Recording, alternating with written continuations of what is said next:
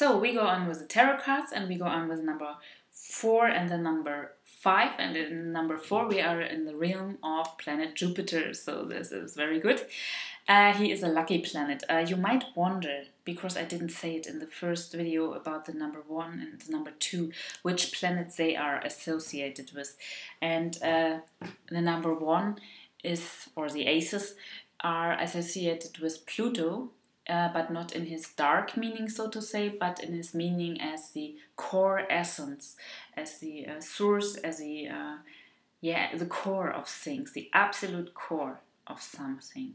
And the number 2 is it depends on your system. Some people associate it with Neptune, some do it with Uranus.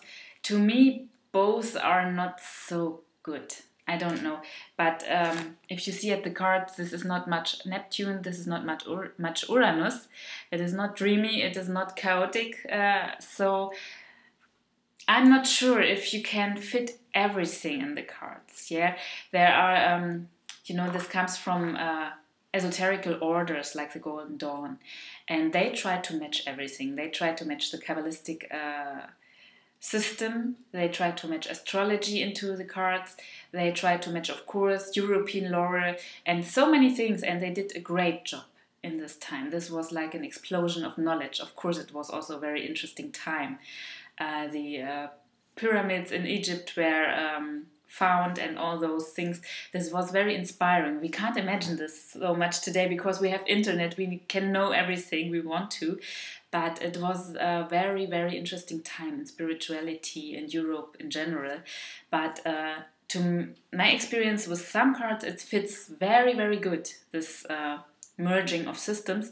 But to some cards, it doesn't fit very good or at all. So the number 2, I tend to the Neptune, to read it as a Neptune, but it is not 100%, and it is with other cards too that it didn't fit perfectly, but they tried their best. Let's say it like this, and let's go on with the Jupiter cards, but I just wanted to mention it so you can get the whole picture. And the number 4 is a card, the 4 of Wands is a card of relaxation, of holidays, of having a good time. Yeah, they are like greeting you. You are coming to a party. This, you can see it here in the background. This is a party, and it is a friendly and joyful card. But the 4 also has always a meaning of stability.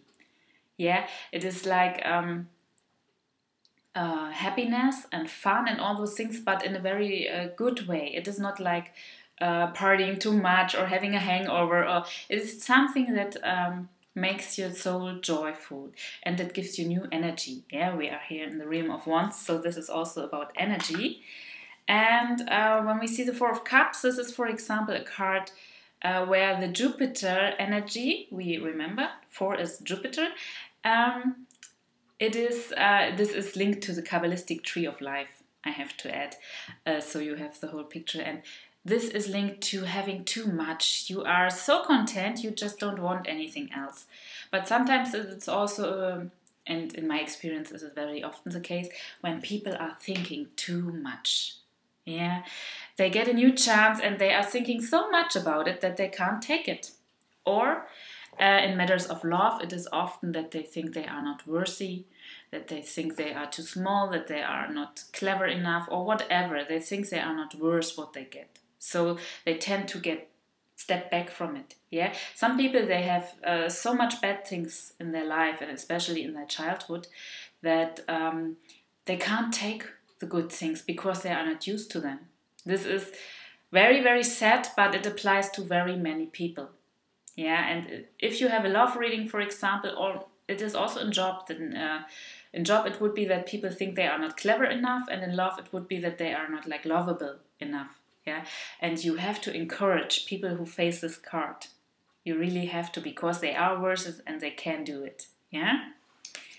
So now we come to the words, and many people they've at the first moment they think this card is bad because it looks like a coffin, and it is a coffin, but it is like I call it the coffin of calmness. Yeah, like when you are into meditation and so on, you will know the calm mind is so important, and this card means having a calm mind and making very good conclusions because of that. Yeah, you don't have to be afraid of this coffin like situation here at the bottom of the card. This is not anything evil or something like that. It is like getting your thoughts in order or already having them in order. Yeah, this is a very good card to make decisions. And now we go on with the Pentacles, and this card is about grabbing really what you want to have. And in emotional matters, it is very negative at most times, because someone is like, I want to have you and I can't let you go and things like that. I can't even let you free. Yeah, this can also be in a relationship that one partner is limiting the other one very much because he or she wants to be in control. This is much about control, this card. It is, as I have said before, the 4 is about stability, but not always in a positive way. Yeah, it can also be like we had it at the Emperor card, that you want to, everything, you want to have it like your way. You don't want that others are doing their way. You want to be in control. So in financial matters, this card is very good. This is the opposite, yeah? It is very good because you are, you are getting your things together. You are holding your money, yeah? We have a saying in Germany, having comes from holding. So this is perfectly what this card means, yeah? It is, you are in control, and in anything, if you have asked for anything in the material field, it is very good, but emotionally it is that you are too much grabbing.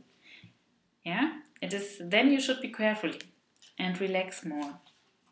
So now we come to the 5s, and the 5s are the cards of Mars in the Kabbalistic system, which was here, it was painted by Pamela Coleman Smith.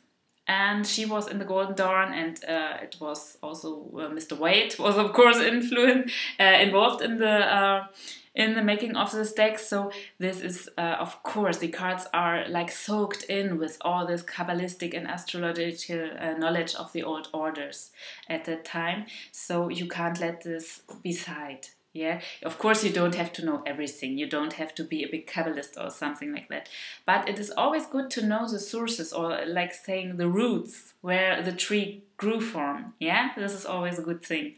So we are here with the 5s in the realm of Mars, and he can be quite fierce, as we all know. We go on with the 5 of Wands. And the 5 of Wands is, we know, the wands are fire energy, element fire, and here it comes together with Mars. Boom! Yeah, you can say. But here it is rather friendly. We will face the 5 of Swords here. I will pick it up. This is not friendly. Yeah, the 5 of Swords is, one is a winner, the other is a defeated. But here it is more like, yeah, like sports. I always say this is a sporty way, and this is the way of war. I explain it like this to my clients often.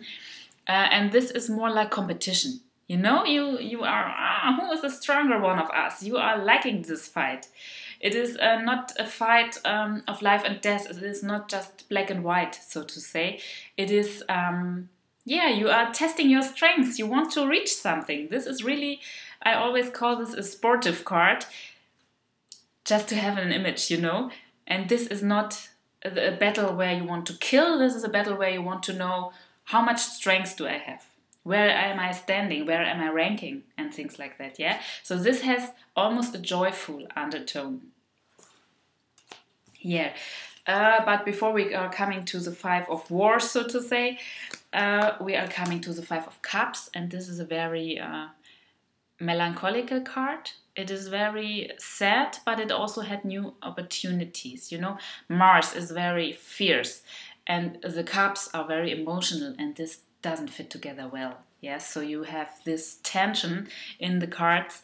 And this person, when we want to stick in the system, has to take on the Mars energy and to become active again.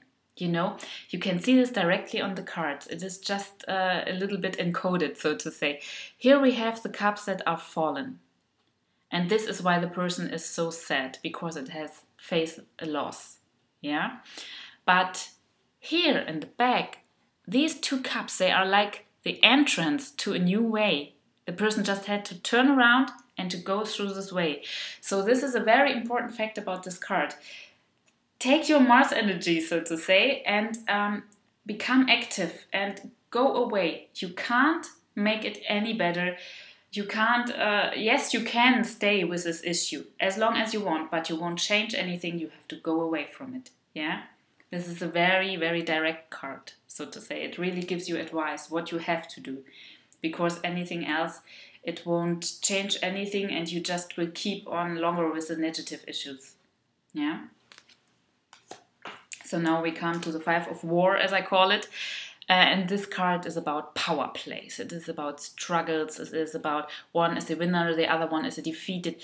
It is very, very negative when you face it in love readings, because then one is the boss and the other one has to do anything. Or number one will be very angry or will doubt that he or she is loved enough. And so this is really power play. This is very, very negative. And this card, what is the worst about it is that there are no solutions that can bring people together. You know, this is one will always try to be the winner.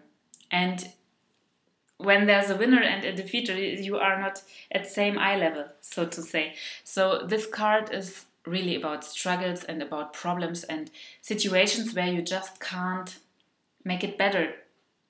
You can't. You can get out of this situation, or you have to face this negative power plays. But because it is so lovely for this person here to be the winner, it won't get away from his position. It won't come to your eye level because it wants to be the winner. Yeah. And now we have the Five of Pentacles, and this card is, of course, Mars. Getting into the material energy of the Pentacles, it is about poverty. Yeah, but this poverty, you see it on the cards, it is really like, yeah, these people are clothed in rags, so there is no doubt about how to read this card, but it is also about being outside. You are not in the inner circle and things like that. You are not, you don't know everything. Or because behind this window there seem to be glowing light and shining party maybe, or whatever. There is another life, but you can't see it through this window. You just see the glow of it. Yeah, I think you get what I mean.